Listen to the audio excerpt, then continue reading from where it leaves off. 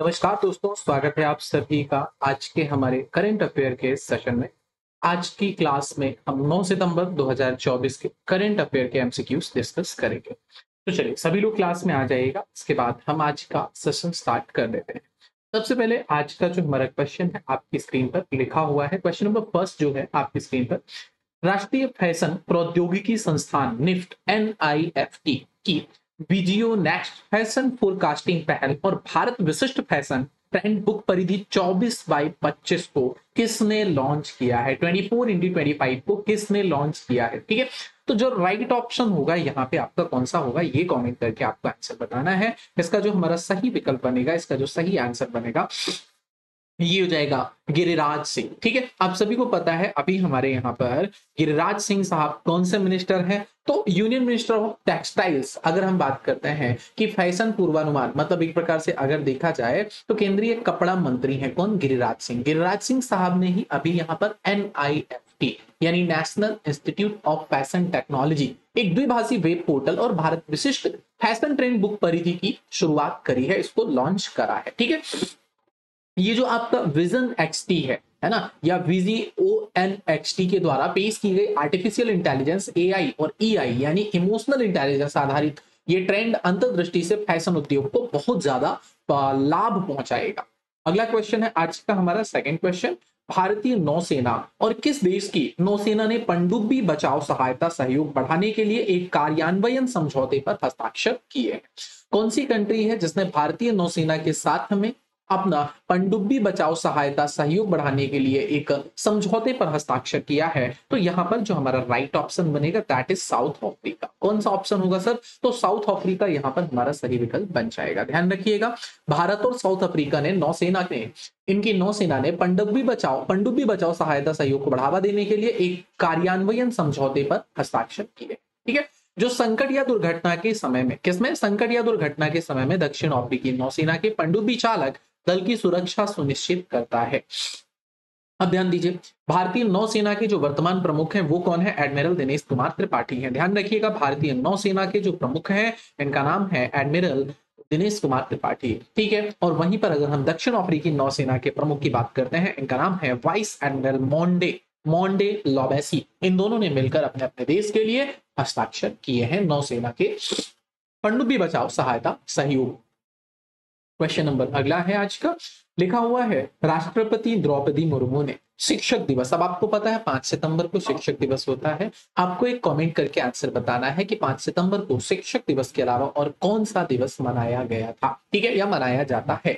शिक्षक दिवस के अवसर पर विज्ञान भवन में आयोजित एक समारोह के दौरान विभिन्न संस्थानों के कितने शिक्षकों को राष्ट्रीय शिक्षक पुरस्कार से सम्मानित किया गया? ठीक है, कितने शिक्षकों को राष्ट्रीय शिक्षक सम्मान पुरस्कार से सम्मानित किया गया? इस पे जो हमारा सही आंसर बनेगा दैट इज 82, मतलब 82 टीचर्स को, 82 शिक्षकों को, ध्यान रखिएगा 82 शिक्षकों को यहाँ पर यह पुरस्कार प्रदान किया गया है।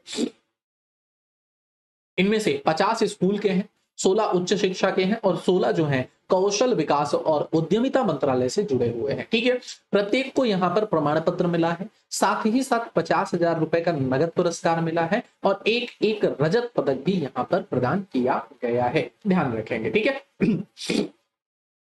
अगली बात करते हैं आज के नेक्स्ट क्वेश्चन की, किस लघु वित्त बैंक ने डिजिटल सावधि जमा को विकसित करने और पेश करने के लिए एक नए फिनटेक प्लेटफॉर्म टारक्की के साथ समझौता किया? किसके साथ? टारक्की के साथ में समझौता किया है। कौन सा विकल्प यहाँ पे आपका सही हो जाएगा? तो इसमें हो जाएगा सूर्योदय स्मॉल फाइनेंस बैंक। आपको पता होगा एक स्मॉल फाइनेंस बैंक में सूर्योदय स्मॉल फाइनेंस बैंक आता है। ठीक है, तो इस बैंक ने अभी यहां पर साझेदारी करी है टारक्की के साथ में। ठीक है, तो देखिए सूर्योदय जो लघु वित्त बैंक है, इसने डिजिटल सावधि जमा की पेशकश करने के लिए तरक्की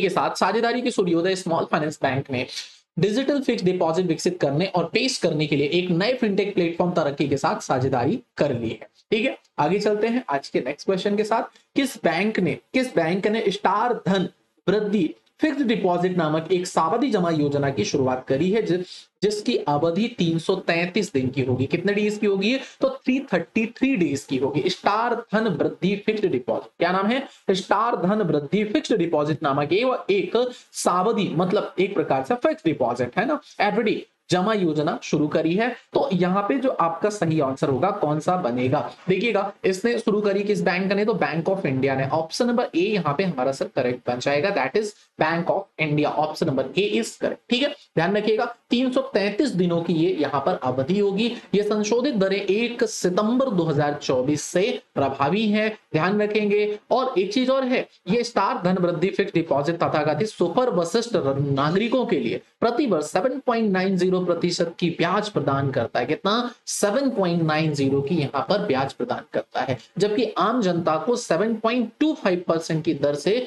यहाँ पर अगर देखा जाए, है ना, तो दर की पेशकश की जाती है। उनको इंटरेस्ट कितना मिलेगा? 7.25% का मिलेगा। ठीक है, आगे बात करते हैं नेक्स्ट क्वेश्चन की। जो स्टार एथलीट प्रवीण कुमार है, इन्होंने पेरिस पैरालंपिक 2024 में खालिस्तान के शानदार प्रयास के साथ पुरुषों की ऊंची कूद T64 फाइनल में गोल्ड मेडल जीता। तो कितना मीटर, बात यहाँ पर जो हो रही है आपसे वो हो रही है कितने मीटर की। ठीक है, तो राइट ऑप्शन जो बनेगा 2.08 मीटर। कितना बनेगा सर? 2.08 मीटर, दैट इज राइट ऑप्शन। ठीक है, ये लिखा हुआ है यहाँ पे 2.08 मीटर।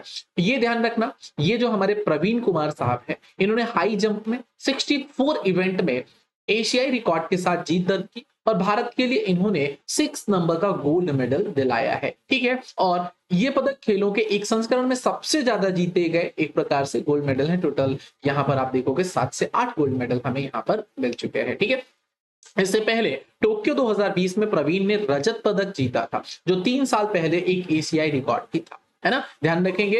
इन्होंने 1.89 मीटर से लेकर 2.08 मीटर तक की प्रवीण की सभी क्लियरेंस पहले प्रयास में ही इन्होंने पूरी कर ली थी। नेक्स्ट क्वेश्चन है, दिग्गज लुइस अयाला, नाम याद रखेंगे, लुइस अयाला का हाल ही में निधन हुआ है, जो कि 91 ईयर्स के रहे हैं।